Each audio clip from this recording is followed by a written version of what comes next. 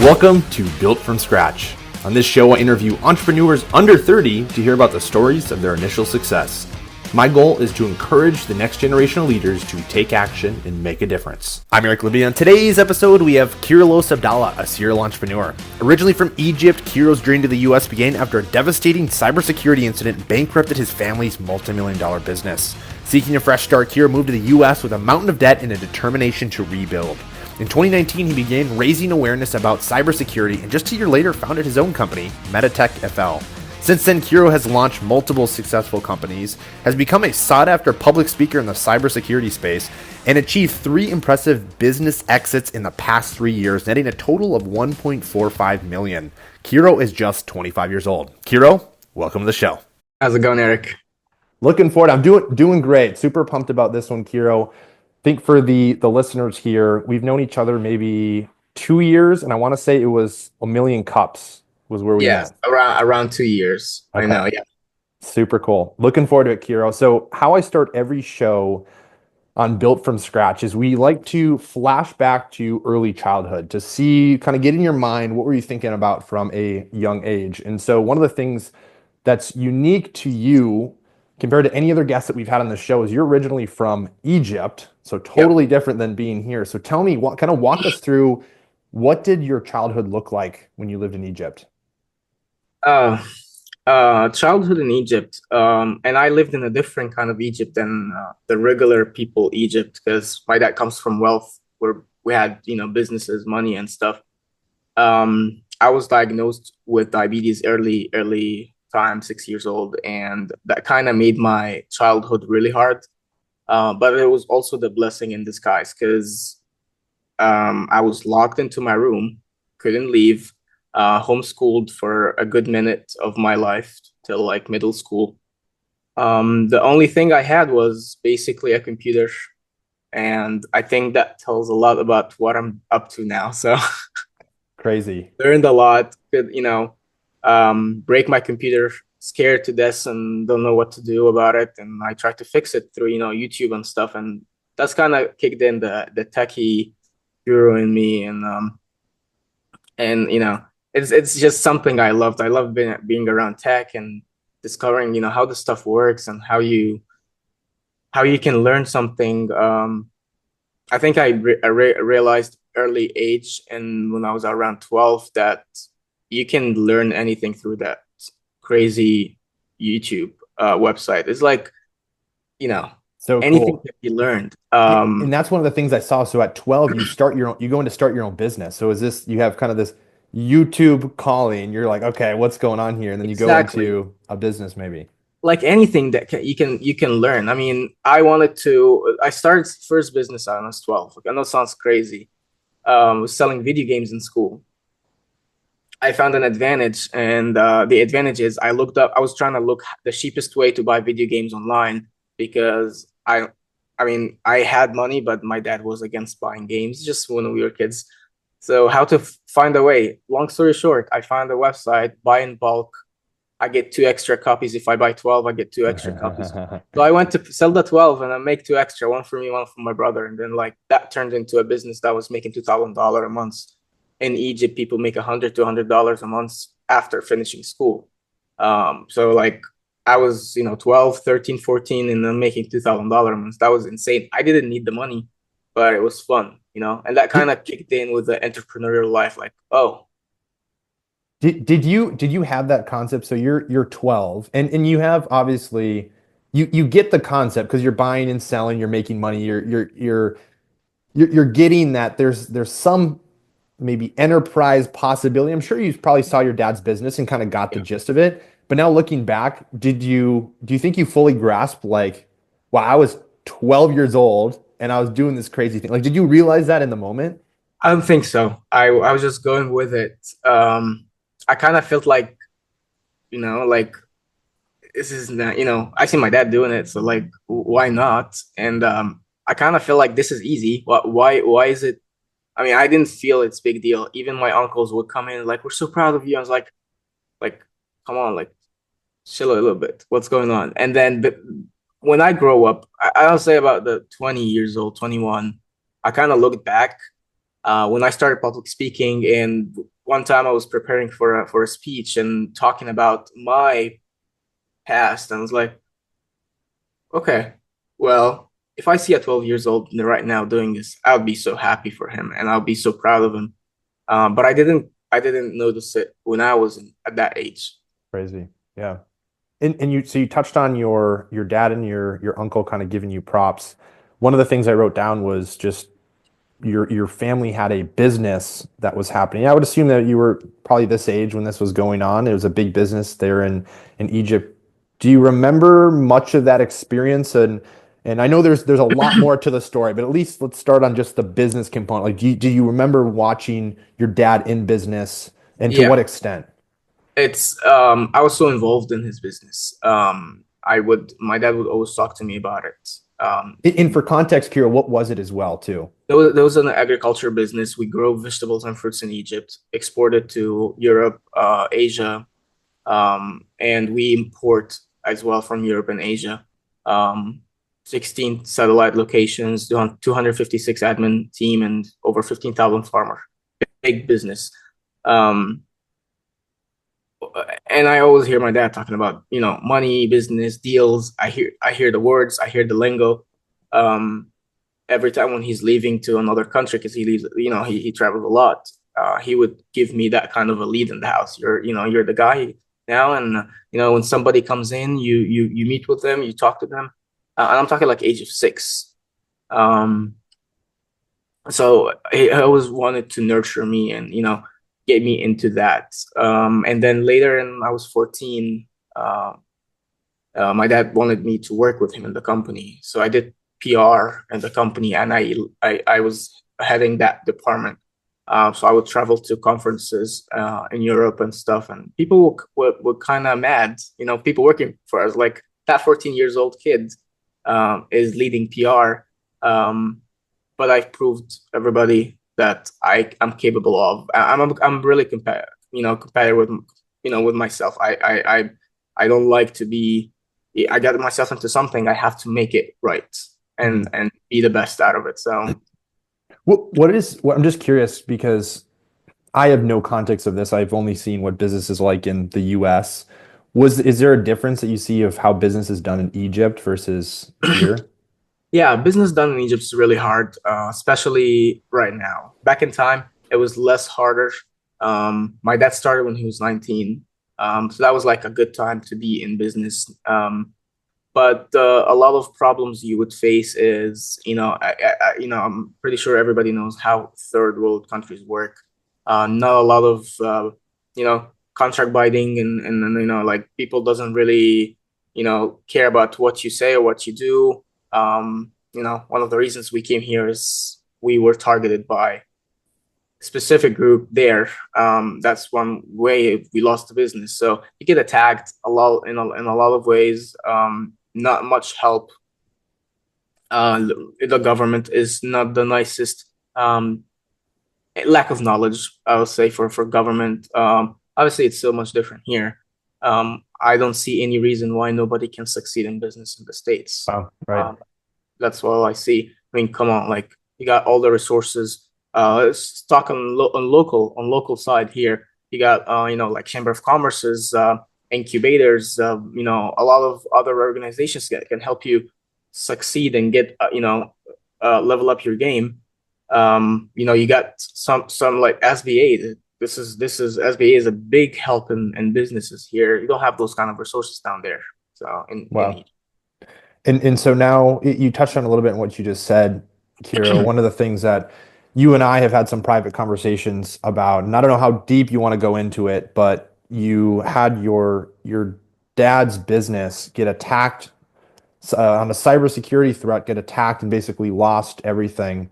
right. And before we transition into coming to the US and getting into some of your first businesses, I know there's a lot of things that kind of moved to get there. What was that experience like for you? The experience with losing the business. Um, Throughout my 20 years in Egypt, my dad went through 3 bankruptcies, and he come back, triple X what he was. It was kind of fascinating, and I always ask him, like, how are you that chill about it? And he's like, I know the recipe. I'm not gonna be mad. I know how to build it again. At this one, the last one in 2017, I kind of felt like this is it. And also I was older, high school time.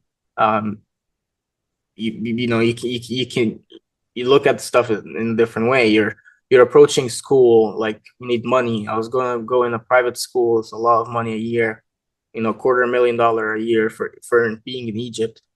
Like, okay, I'm not gonna be there. I drive a sports car. This car is gonna be taken from me. A lot of small stuff that is, for that age that you were worried about. But then, a year, and then and after a year, and I was looking at it as how I'm gonna be providing for the family because we've been spending money from savings.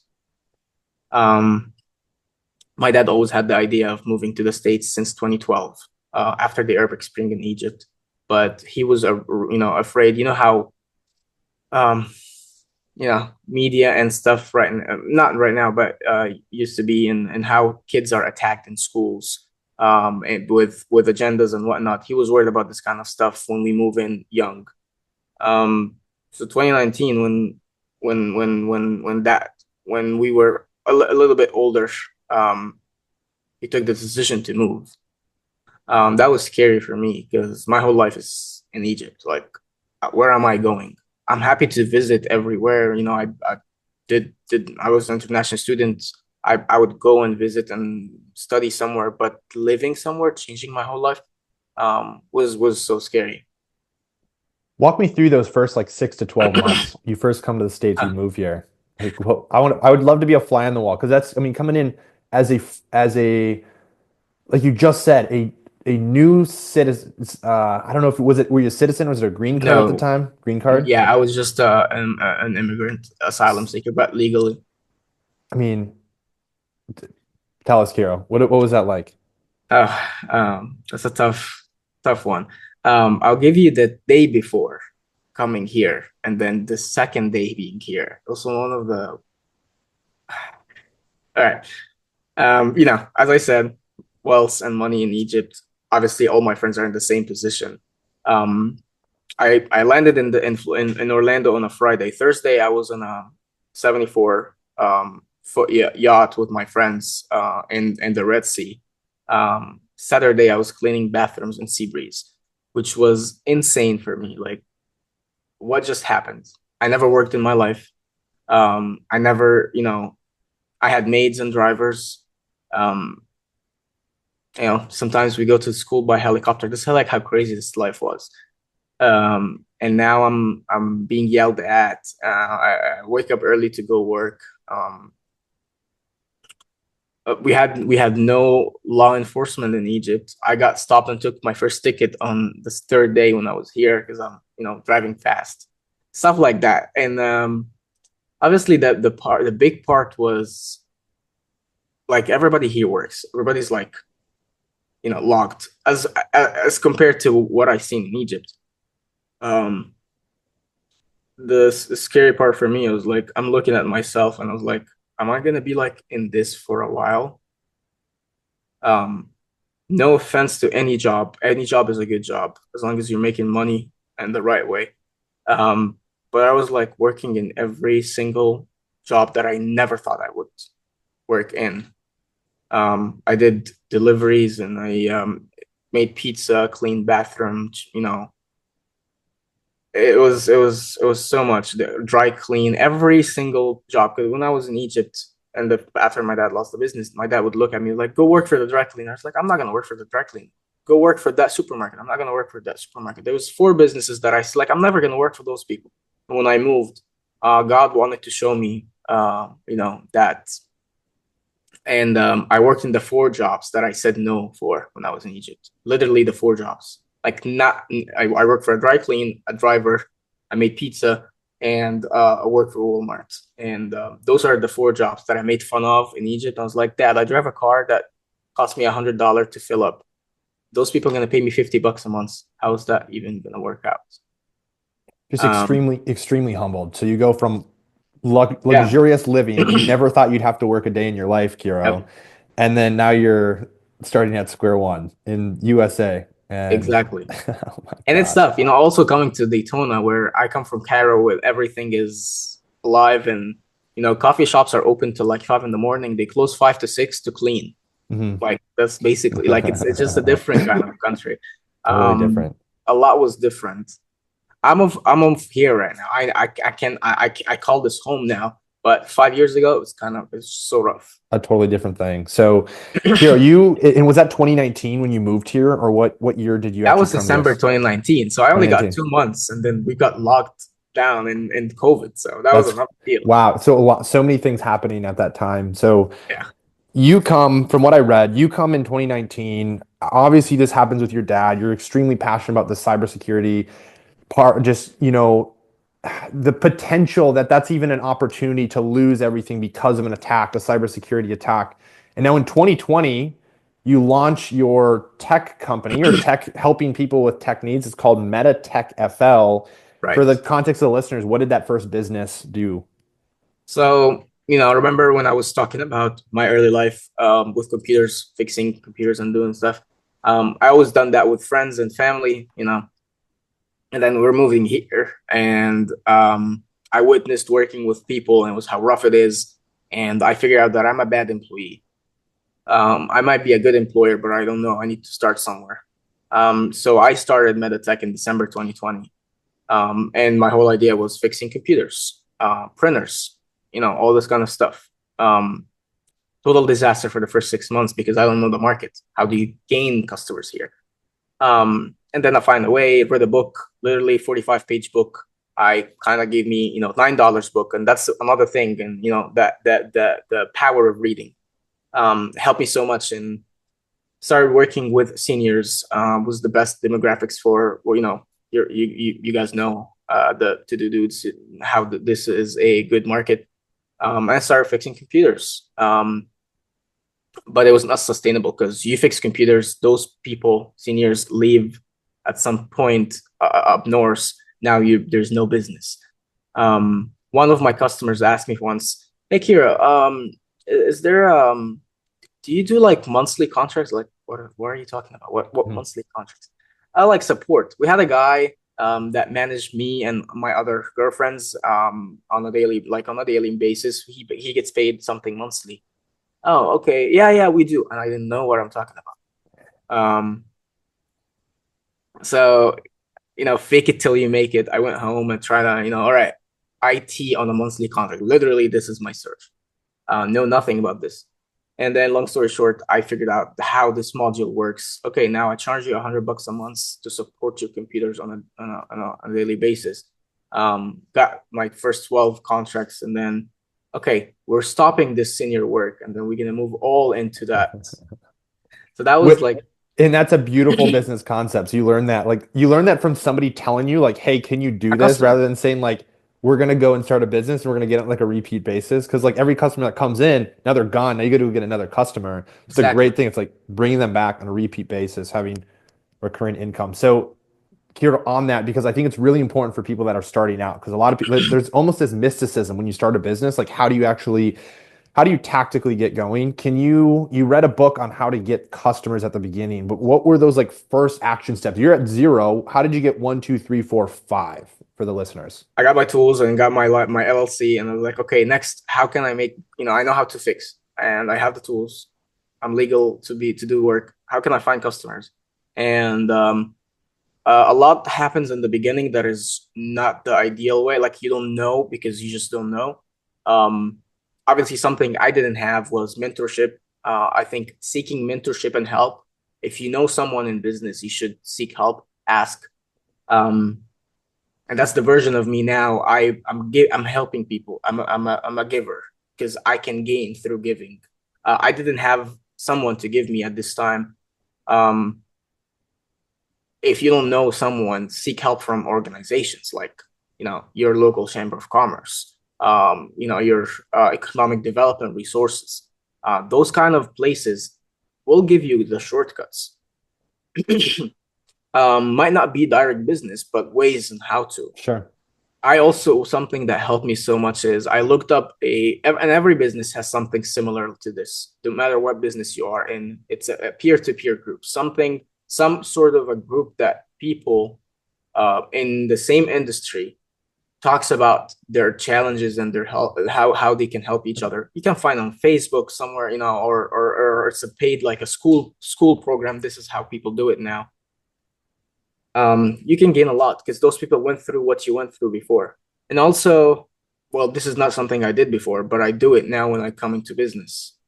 Is a business plan. I did not have a business plan. Sure. I just, I said, okay, let's go with the flow and see how it goes. See what happens. Yeah. And not going with a business plan and running in circles just makes you spend money in the wrong spots. Not utilize your time at the best way. And also when you start working for yourself, your own business, there's nobody that will hold you accountable. So you gotta be I always say I don't work. This is not my business. I work for the business, and I keep that with my team. I look at everyone. I'm just a CEO. Mm-hmm. This is a job here, but I do own it. That's on a side note. I work for the business. You work for the business. We all report for that business. That business has an objective of 1, 2, 3. Here's the objective. Right. That answer your question or that? Yeah. No, that's great, Kiro. And so when you first started the company, because you're working at a couple other jobs, but did you get outside? I mean, I'm assuming you can't get outside investment when you're first starting a company. So was it just the nature of it to service business? It didn't require a ton of capital, and you had a little bit saved up from those jobs. Yeah, and so this kind of in IT, for example, all you needed is a bunch of tools, a couple $100. Not too much. You're a service business, so there's not much capital because it's all about how do you do this, the troubleshoot this here. A computer, which I already had. Were you working was it from out of your home too, or where you were living? Okay, so you didn't have like a place. You weren't spending overhead on a location. No, but I wanted to move out into a place, not like a shop, but I wanted an office because my house started to turn into a mess. I have, ton of computers sitting to fix, and I don't want to bother my parents and my siblings and everybody visiting. So sure. I said, okay, let's put a plan. I want to be in an office in 4 months. In 2 months, I had enough money coming in every month. I moved from making nothing to like taking 1,200, 1,500 a day. Like that's how crazy it went. Wow. Okay. Right. So Kiro, the more and more you develop, you work on this, you start this in 2020, you bring in more clients, and now as you develop, and I think it was in 2022, you spend all this time learning these skills, I'm sure. Now you partner, from what I understand, with WOM Technologies. Tell me what that merger looked like. How did that all come to fruition? So a little bit before merging with WOM, I had a big, we moved into commercial. So we were working with businesses only. I'm not serving residential anymore. Big money there. And I landed a big contract for a law office, big time. But it was one of the biggest mistakes ever because it was 80% of my revenue coming from 20% of my clients, which is big mistake. That means if I lose that client, I'll be in the negative. So I lost that client because of acquisition. So they were bought by another law group. And at that point, I was like, I'm going through a lot now. And I'm going to be, if I did not replace that revenue in the next 2 months, 60% down. Like, and because when it comes to IT, you have your softwares that you buy in bulk and then you use it and sell it to your clients on a 3-year contract. It's a lot. So I was like, okay, I need to find more deals. I was not the best at sales and marketing, which I focused so much on the product, but not the sales and marketing, which is not a good thing to do. So I started going to conferences, trying to learn more about sales and marketing in IT industry. And I met a couple of gentlemen running WOM Technology Management Group. And at that time, we talked, they're 2 hours away. We talked about helping each other. They said like, yeah, we come over, help you and whatnot. And just the business started going down and down and down. And I don't know what to do. I called Derek, the CEO, one time and like, hey, I need help. Like, you guys gotta come down this weekend and just I need your guidance. I'm gonna sell my 2 cars and I'm gonna hire this guy. I'm gonna hire this guy. Spend money in marketing, like, and say like, no, you don't need to do all of this. Let's talk.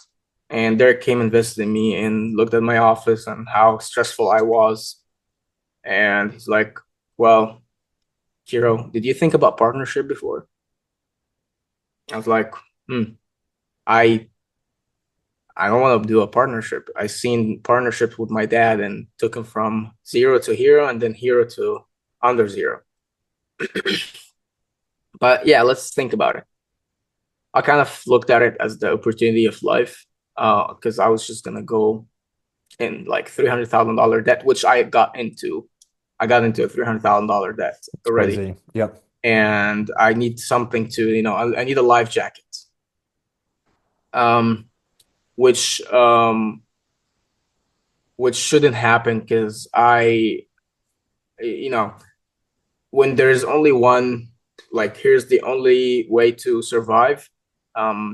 Just you don't look at other things, and you just accept it as is.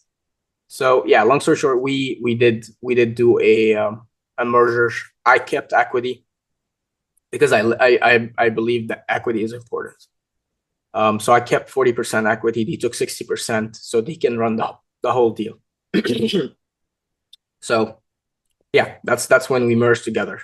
Crazy. And so what was that experience as a partnership? Because we've had a few people that have come on this that have had some partnerships. Few of them have worked out with a couple key employees, but a few of them just it departed. It just didn't work out. Saw the vision differently. What was your experience? Um, yeah, my experience. I figured out that we're two different kind of schools when it comes to business. I run my businesses in a different way. Didn't set good boundaries in the beginning. I was 22, and my other two partners are 32 and 40. So I kind of was looked at as the kid, as the young guy, which, speaking to everybody listening to this podcast right now, everybody, young entrepreneur, you're gonna get those looks in the beginning. I got it. Yeah, part of the It's deal. part of the deal. Because you gotta just look at the mainstream, how others in our age are. What are they up to on a Saturday? It's a good point. Eric and me on a Saturday night, we're not partying and for my friends getting wasted, but we're working, we're reading, we're developing our businesses ourselves. So the mainstream is those people that are judging you look at themselves when they were your age. They probably were not doing what you're doing right now. They kind of figured that later. So that was the case with them. They look at me like, you're 24 years old, or 22 years old. And that was always being like the young sibling. We take care of him, which comes with good and bad. Comes with good, they take care of you, but the bad is they tell you what to do. Nothing bad about the people, but it was not the most ideal. I think I can succeed in a partnership now because of what I learned, but at this time I was naive. So somebody that is thinking about, I'm going to go into business. So let's say, so now you've seen that experience, you're a little bit more seasoned. Backtrack to the beginning, and now maybe you have two people that are like, oh, we got this really cool business idea. We want to maybe start a partnership. You got two people side by side. What do they need to know or have in place, be thinking about before they actually commence and get going? Let's begin with like, why are we doing a partnership in the beginning? So a business is a table with three legs, right? Expertise, time, and money. So what are you missing out of those three? You're missing expertise, and you're bringing a partner that has the expertise. Then this partner is focused on that part. His part is just putting expertise, and you got money and time. You're gonna put the time and money, all the time you can, all the money you can. That person you're bringing in might have another job, but he's bringing 20 hours a week of his expertise into the game. You gotta sit that. What am I doing and what you're doing from day one? No overlapping. Like you just make sure this is, here's your deal, here's my deal. I know how to manufacture the product, you know how to market, then let's play it that way. I handle this, you handle that. Setting boundaries and expectations in the beginning. What you gotta, when sitting with a partner, you gotta sit and talk about, all right, what would make you lose this, like this partnership? You ask the partner, and like what makes this not work out? What is the key, that major points that you would not let go? You can't tolerate this, you can't tolerate that. This is setting boundaries and, setting the ground up, which I didn't do. And don't feel afraid to negotiate anything when you're partnering with someone as well. It's just business. Here, I'm curious, did you looking back, did you feel like this is something I probably should do, but maybe you were just a little bit uncomfortable because you're going in with older guys, like, they probably know the drill. Was it part of that, or you just had no conception of like, we'll just figure it out as we go? So it was a bad timing for me. I just got off a diabetic coma, lost my girlfriend. I'm losing my business. I looked at it as like I will take Only whatever option. comes. Only option. Okay. Yep. You get that? Yep. Yep. And also I didn't know the right and wrong. Um, yeah. So that's the thing. So Makes sense. So as we get down this road with WOM, I know you work with them for a few years, but now kind of like 18 months. fast. How long was it? 18 months. 18 months. Okay. But fast forward now to like kind of present day, you have three really cool experiences. You exit for three companies. And I would just love to know, like, what did that really like? What was that experience like? Like you like go from $285,000 in debt to now three exits, $1.45 million coming to between the combination of all of them. I mean, how are you feeling when that happens? Um, I'll give you. It's gonna sound weird. My first big paycheck was 3,200. Came from one day working in Metatech, and that was an insane amount of money. Looking at it like, trying to make sure it's real. And then I was, 3 years down the road, did one of my exits, and I look at my bank account. There's 800 grand. And I was like, okay, what's next? And that kind of was not like I told myself never be happy for success, never be sad for failure. um I learned it from Elon Musk when they told him, hey, you're the richest person, today you were announced the richest person in the whole world. And he was like, okay, what do we have next? So you don't miss on opportunities. Obviously it's amazing, like what brought me into now. But gotta remember what happened in the middle. Like, how did I get there? The multiple sleepless nights, sure, this kind of, the work, the dedication, um, and a lot of behind the scenes, making sure, it's a multiplying game. When you start making those kind of money, you hit your first $1 million, you look at it as like, okay, now you have money that you can do a lot. Like, just be careful what you're doing with this, because a lot of opportunities are going to open up. A lot of people are going to take you serious because they see the 6 zeros in next to you. So I take a lot of, a lot of research. You're gonna see a lot of shiny objects when you're at this point, because people hear and listen and see what you're up to. They can tell that you're okay. That he has money. He's looking into this. You're looking into that. Don't let people take advantage of you. That's what Once I you get to that point. Yeah. you know. Kira, so I think this is pretty funny. When we've talked, and I think one of the things that we've talked about before is like your sleep schedule as an entrepreneur. This was great. When I saw you this past, it was like maybe a month ago, what you told me right after the exits, what happened. But what do you typically get in a night? Like when you were working in all these businesses, like before the exits, like was it 5 hours, 4 hours, 4 hours. 4 hours a night? 4 hours if I do sleep.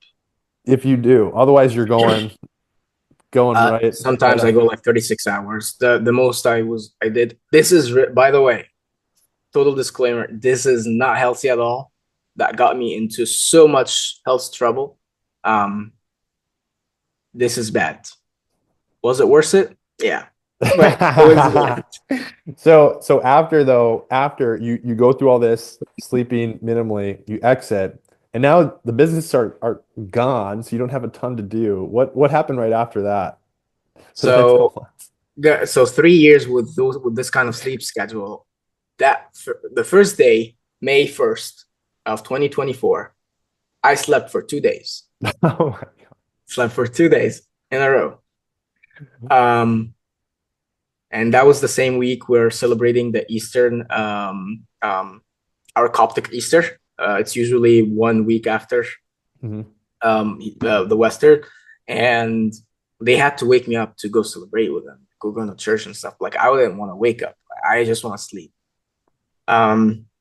It didn't take me a while, a couple of weeks of resting. I just rest every day. I wake up, eat, and then sit, do nothing, read nothing, look nothing.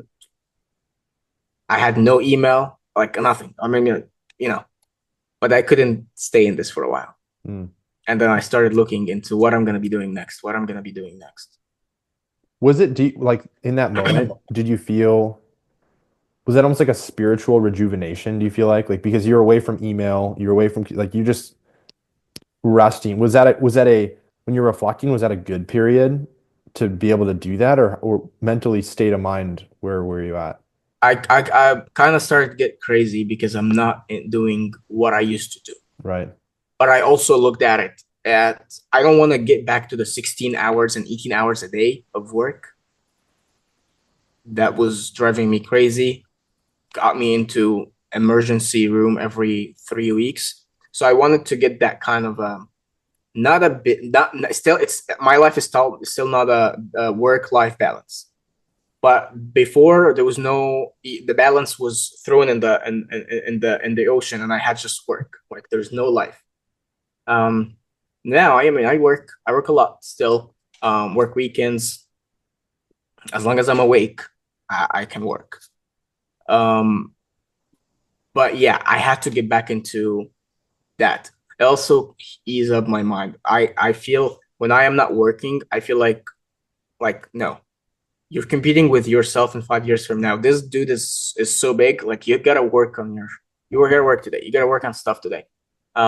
In the era we're living in, and I'm in tech, like man, if you're not on the top of your stuff, somebody else will get faster and develop software better than yours, and they're just gonna go dominate the market. Okay, so Kiro, you go through all of that experience. Now you're caught back up on sleep, and you're like, you know what, I got to dive back into my next thing.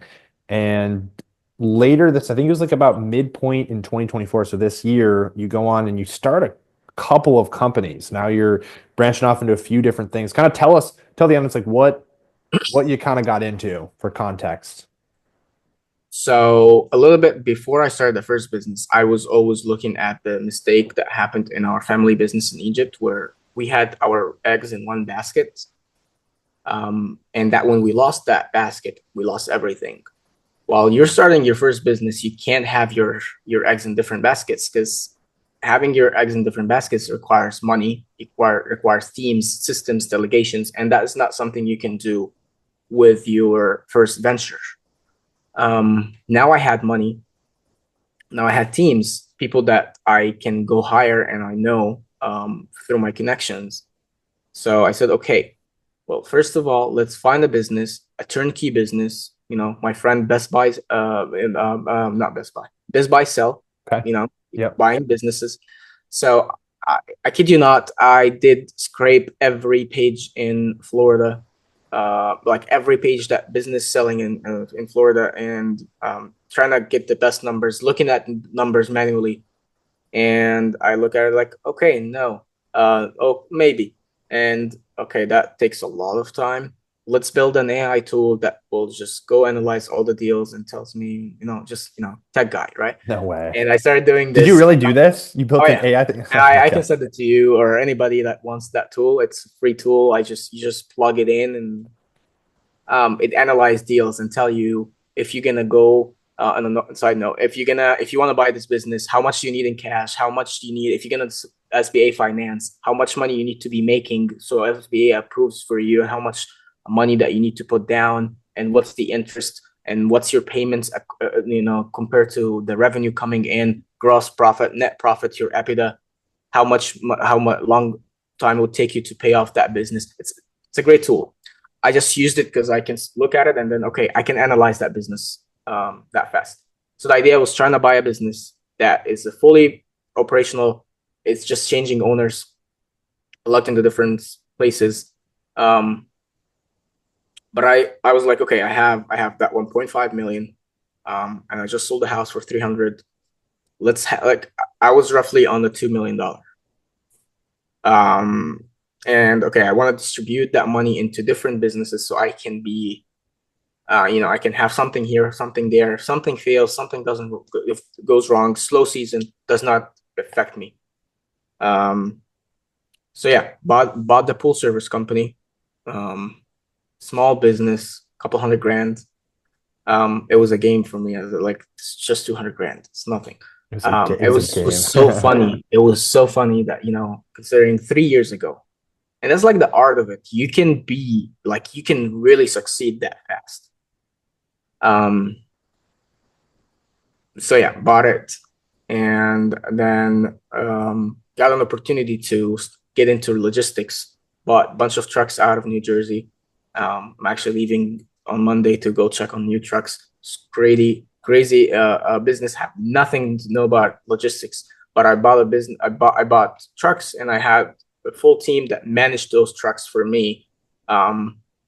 And I just checked the numbers at the end of the year. So something I learned is systems and delegation. This is how you can grow. If you can't get out of your business worth nothing. So on that point too, because you have two, but I think there's a few other ones too, right? Yes, Kiro? car dealership and my baby, which is the AI company. The big one. That I wanted to start for a while. That takes a lot of money. So I was gonna say, because, and we'll hit on this because I want to go into that the AI platform that you're working on now. Curious, so you have multiple different ventures running. You just kind of touched on part of the question, the delegation, the systems in place. I have heard multiple times where you're like, okay, entrepreneurs, when they're talking about how they built it, and I think you touched on this as well, is you start out in one and then you can branch out. I'm curious for you, what is the key to success to be able to manage all that? Because you at least need to have a little bit of a hand in there so it doesn't just crash.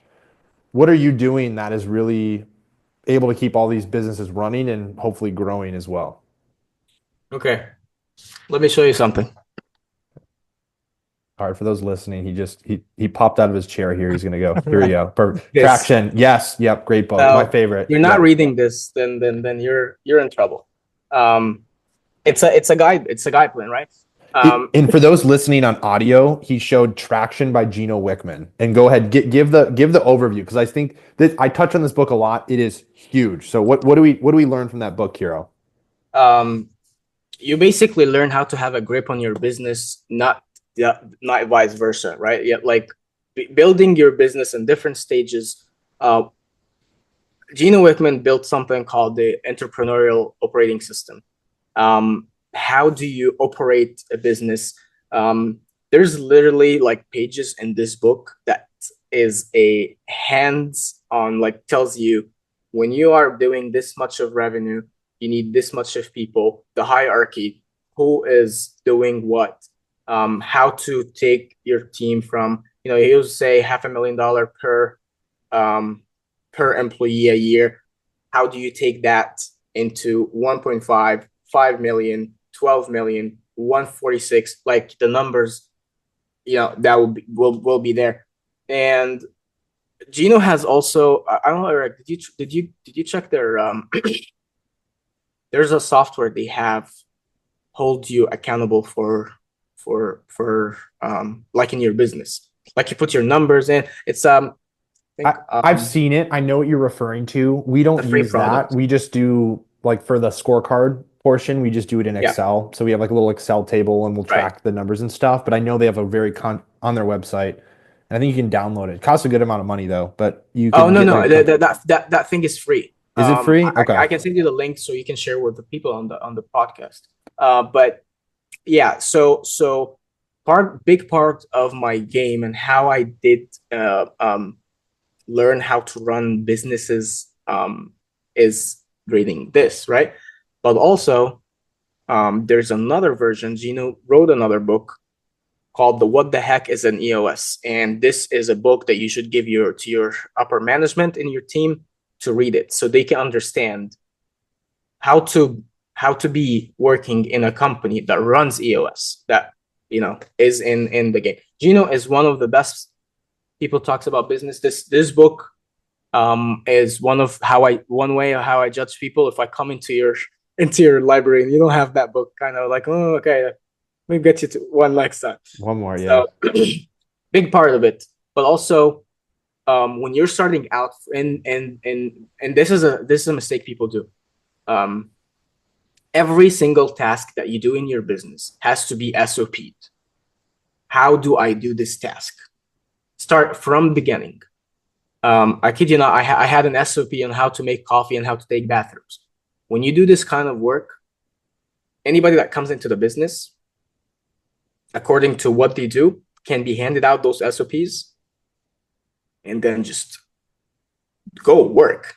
You don't need to take their hands and show them everything.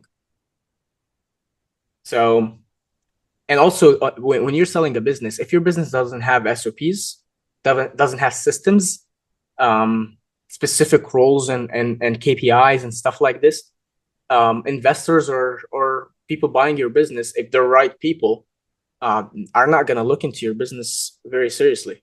Sure. So that was significantly right. And the last thing I'd love to touch on these other businesses that you've ran is your Homelead.ai. And I'm assuming, first I'll start with, that's the company you spend the most time with out of all of them? I've spent all my day on, yes. Okay. What have you learned from now? You go to all these other ventures and you land on this one and you're really spending a lot of time. What is the biggest experience you think you've taken from these other ventures to be able to put into Homelead.ai? Okay. One important thing, and this is like the entrepreneur dilemma or innovator's dilemma in general. When you start your first business, you focus so much on the product and the quality of the product and the service itself. And that was a mistake. What I learned and I executed in Homelead.ai, and that's how we got into we're about 600 subscriptions right now in 2 months, two and a half months, is focusing on distribution versus the quality and the product. I always ask myself, when I was in IT and cybersecurity, I looked on a lot of our competitors. Absolutely joke, like, what are you guys delivering? The service is not that the same. Like, my service is so much better. And like, but they're still getting business. And I believe everybody has this kind of thoughts in their mind. Like, they look at their competitors. Why are they making more money than me? And their service is not as, go to the bar. And like, how's that happening? It's distribution. And it's being in every channel. It's focusing on where's your persona, where's your client, where are they hiding? The ones that say yes. Understanding that persona. When we are in cybersecurity, before I left, 4 months before I left, we actually focused on a niche. They always say the riches are in the niches. You take a specific niche and you work on. And I kind of learned how to understand my niche and how to be one of those people. When I talk with them, I talk their language. When I'm talking we're in real estate now, AI for real estate. We know how to talk like this. We know their pain points. We know what drives them. That's what I learned. Distribution, knowing That's the big one. So switching more from kind of a product more to the marketing front end side of like being able to get customers and understand your customers. Yeah. Huge. What do you think? And now we kind of are transitioning towards the end of our time here, Kiro. Throughout your entire entrepreneurial experience, what has been the most challenging time, if you remember, from beginning to end? What is the most challenging time of that that experience you've had? Um, that's a good question. I never thought about this before. Um, Because you've gone I through a lot. You've gone I through a lot of think, them. yeah. I was just talking to I was just talking to my CXO yesterday, and she said, "Kiro, you're a fast guy." And maybe that's why I don't really notice that notice that there's something, as a hard time, or you say how you said it, struggle. Biggest Or struggle, yeah, biggest struggle you've had. yeah, most of my struggle was really in the early stage when you don't know what you're trying to do. Um, when there's $0 in the bank and you already invested money in the business, that's like where you feel like, should I? Everybody in such a journey, an entrepreneur journey, will always look at some point in your life.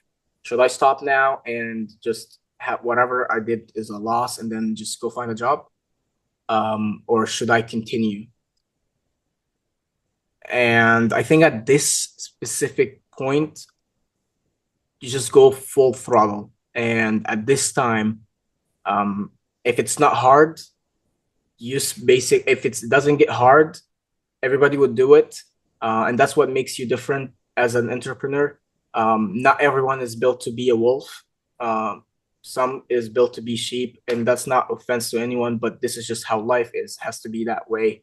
If you want to be the entrepreneur that you think you have the capabilities, you love what you're doing, you're working every day and doing this every day, then you should just keep pushing. You never quit, because the minute you quit is it's just gonna be really hard on No going yourself. back. Yeah, Yeah. no going back.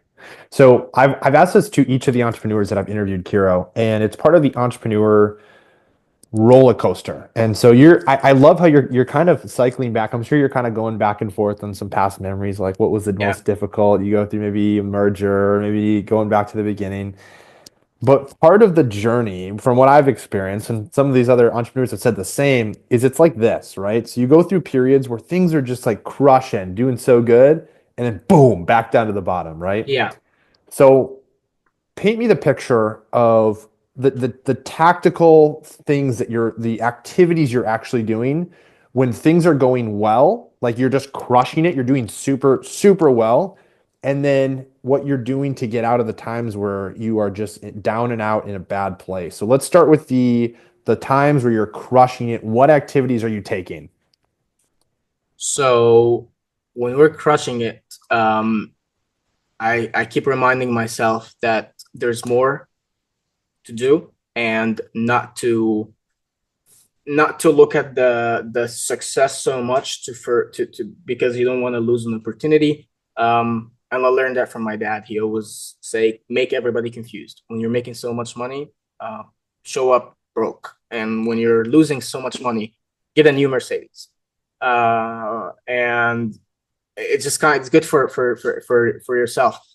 So when we're crushing it, then we're crushing it, and then we want to crush more, and we want to go to my team always gets kind of like, disappointed. Like, we just made this much, and we were aiming for this much, but we made that much. It's like, yeah, okay, so let's go to that much. Like, fine. Like, we get to celebrate. Like, no, no, we're never gonna celebrate. Like, we're just gonna keep going, keep going, keep going.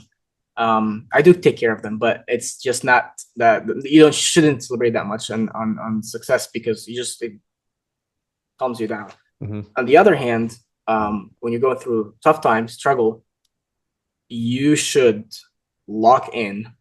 Everybody knows. I wear my headsets 1 ear on, 1 ear off. If I put two ears on, like, this is, I'm locked in. That we have a big trouble, and like, I'm gonna be working for the next 5-6 hours on something. You lock in, no distractions. You gotta figure out.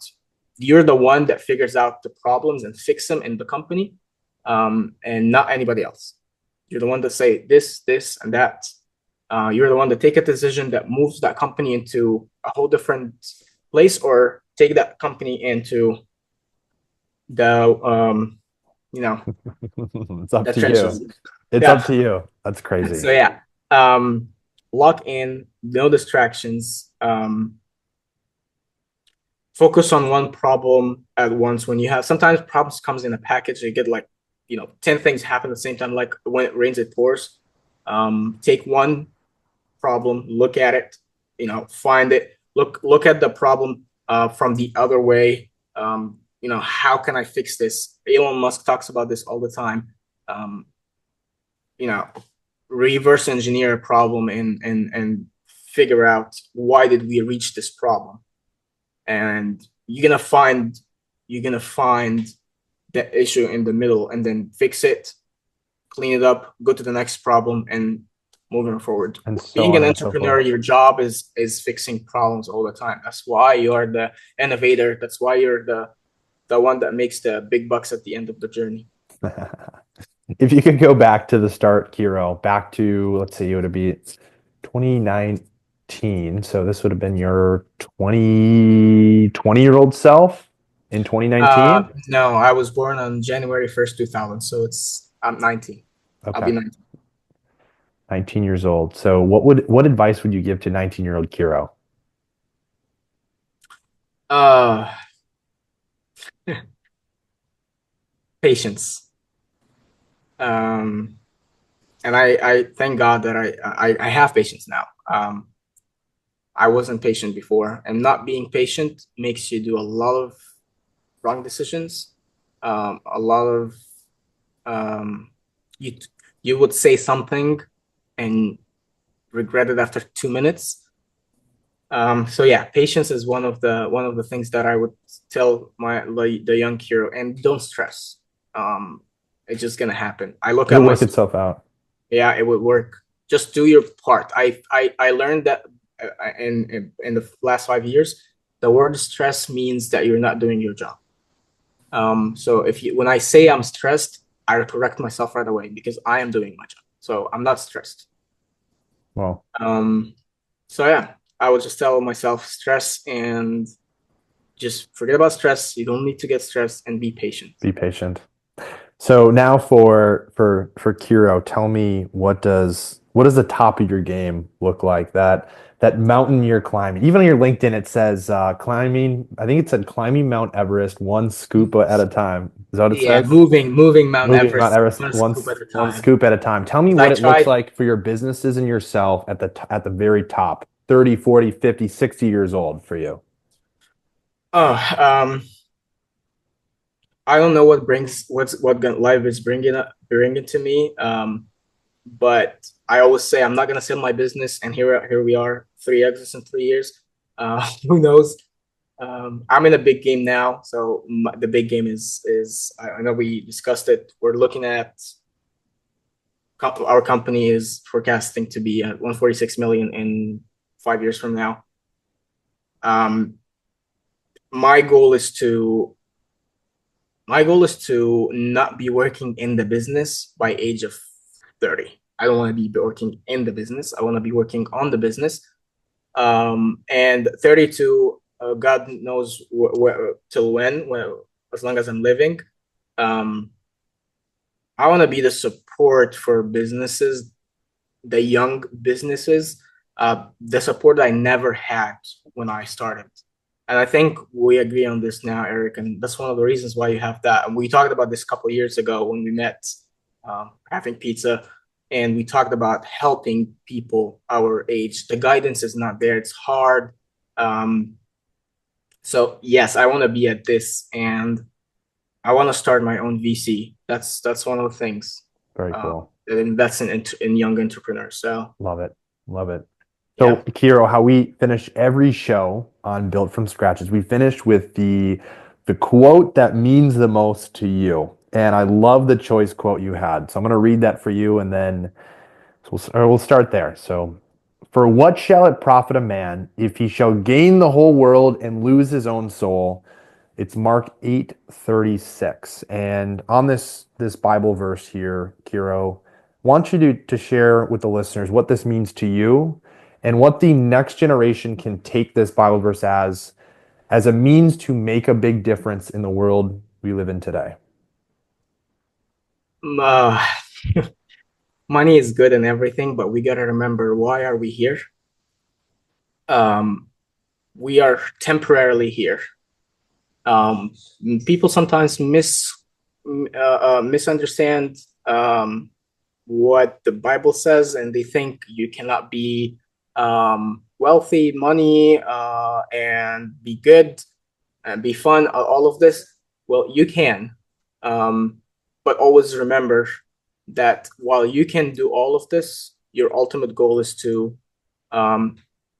live with Jesus, die is gain. This is where I am.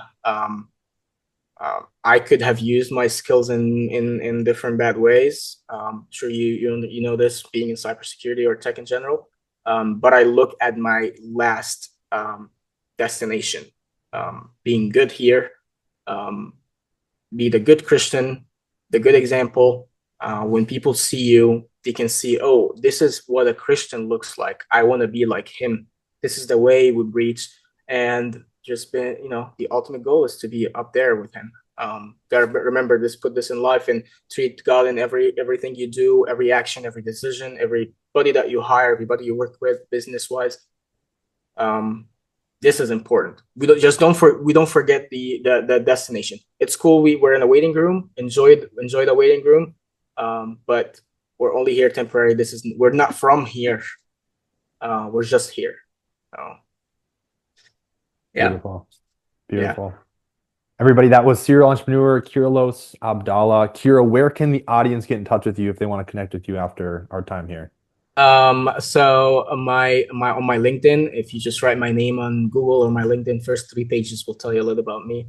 And my email, absolutely, it's Kiro, Kiro at kabdalla.com. That's my personal email. I always love to talk and help. So